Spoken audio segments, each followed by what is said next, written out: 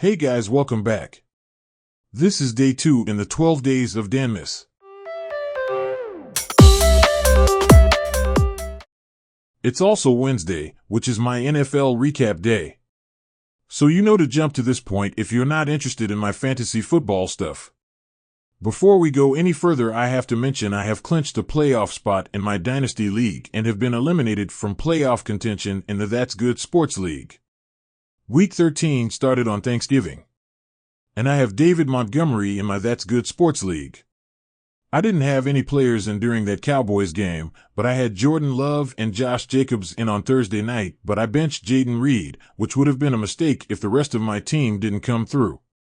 And with that, we're going to segue to Sunday.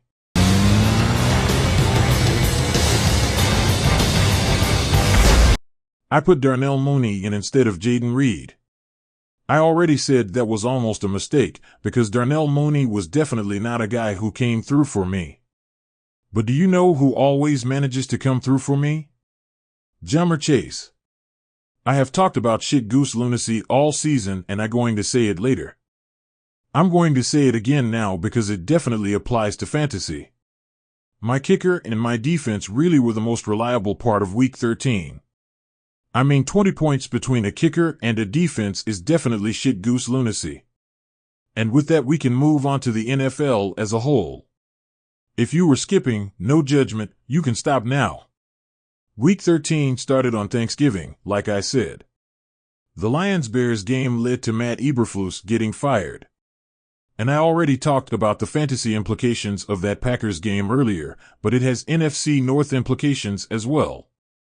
Along with the Vikings, who played against the Cardinals and won. The NFC North is a very close division, as you can see. The AFC North is equally as close and competitive. I'm going to be referencing the division standings a lot here, fair warning. The Bengals played against the Steelers, and the Steelers are just owning the division by being smash mouth. Hey now! I guess when you have TJ Watt, you're going to be smash mouth. But I love how Joe Burrow runs around and scrambles, with someone like TJ Watt running him down, just always manages to find Jamar Chase. Those two guys just make football really fun. The Browns played against the Broncos Monday night. The Broncos played pretty well against the Browns, and Brandon Pernant definitely had some feelings during that game. Bo, just pick this up. Get us out of this hole. 10-12 to go. Nix fires deep across the middle. Oh, dude! To the 40! Yeah! 30! 20! 10! What a throw from Bo Nix! Damn. That's Marvin Mims, a 93-yard reception and touchdown. What a freaking throw, man. Oh, my God. That was fun. Oh, my God. That was a really, really good throw. That will be Bo Nix's longest touchdown pass. I don't know if this is the most effective way to run an offense, but just taking deep shot after deep shot after deep shot until one hits like this. Love it. This is down there somewhere. Love it. I feel like there was another non-Sunday AFC West matchup.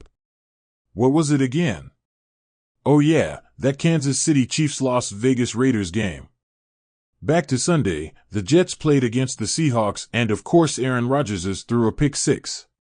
But then of course Jason Myers mixed the extra point, which had fantasy implications for me. Shit goose lunacy, I swear. I already talked about that Monday night game, so I'll wrap it up with the Sunday night game. The game was in Buffalo, in the snow, and was just an incredible game. Shakir completed. This is behind Cooper, who brought it in, pitched it back to Allen, who's going to go to the goal line and get in! No! Spectacular touchdown!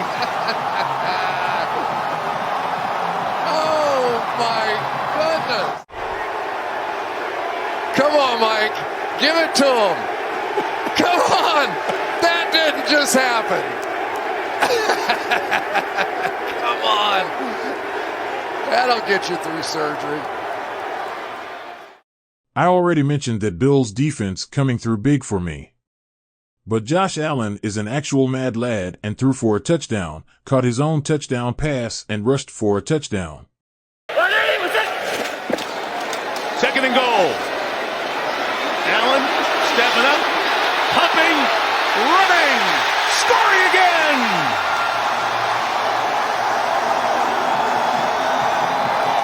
He's thrown him and caught him here tonight. One of the great matchups I thought coming into this one was Josh Allen staring right into the face of Fred Warner. And there he was, Fred Warner trying to catch Josh Allen, but nobody can move. And already you're probably hearing the chants. MVP. That is insane. I repeat, insane. Josh Allen is actually just the definition of shit goose lunacy. Before I get out of here, there's one more thing I'd like to mention. I guess it's not technically one thing, but it kind of is. Anyway, I watch a lot of sports YouTube. I showed that clip of Brandon Perna and Tom Grossi as you saw, and they do the GPS podcast that I am a big fan of. They're also part of CBS, which is another sports podcast I listen to weekly. CBS also has Adam or 5 Points videos, and I've been watching him since before I even became disabled.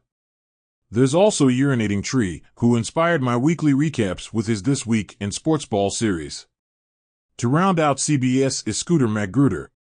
He's Clickbait's resident Cowboys fan, so he already gets cool guy points in my book.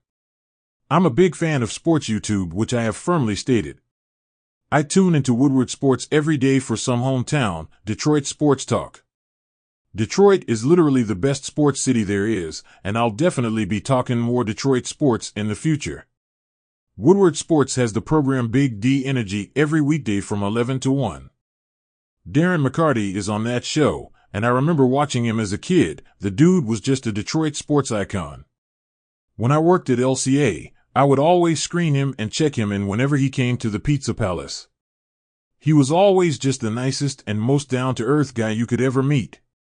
I screened and interacted with quite a few former Red Wings, but he was by far the nicest.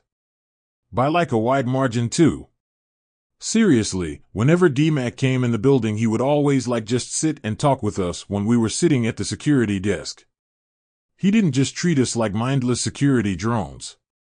That was rare for an average employee, so for a guy who was a legend to do that was rather mind-blowing. It's no surprise that a guy who's as nice and down-to-earth as that is a good host. Well, I don't know what I expected.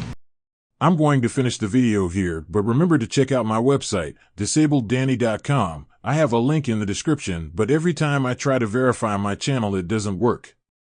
It's just this endless feedback loop. Please be gentle while liking, subscribing, and hitting the notification bell. The last thing I need is a bunch of pissed off Dan fans suing me because I told them to smash the like button. Be with Danmas, peace out.